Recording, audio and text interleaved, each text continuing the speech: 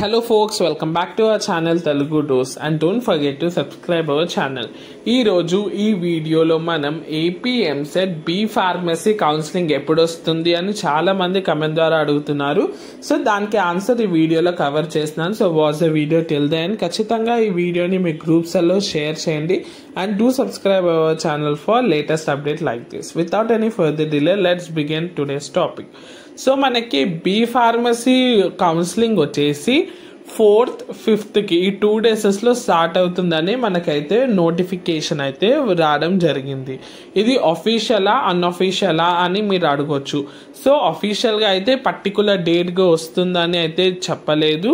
కానీ unofficial news ఏంటి అంటే ఎక్స్పెక్టెడ్ డేట్స్ వచ్చేసి 4th 5th ఈ 2 డేసెస్లో మీకైతే బి ఫార్మసీ అంటే బైపీసీ వాళ్ళకి కౌన్సిలింగ్ అయితే స్టార్ట్ అవుతుంది అని తెలుస్తుంది. సో ఎందుకు ఇంత డిలే అవుతుందని మీరు అడగొచ్చు. సో దానికి ఆన్సర్ వచ్చేసి మనకి ఎంపీసీ వాళ్ళకి కౌన్సిలింగ్ కంప్లీట్గా అయినాక మీకైతే స్టార్ట్ అవుతుంది.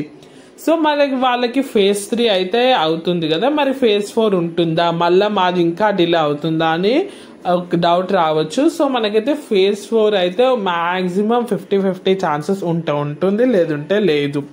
సో మనకైతే ఒకవేళ ఉంటే ఇంకా డిలే అయితే అవుతుంది, సెప్టెంబర్ 2nd వీక్ అయితే జరుగుతుంది.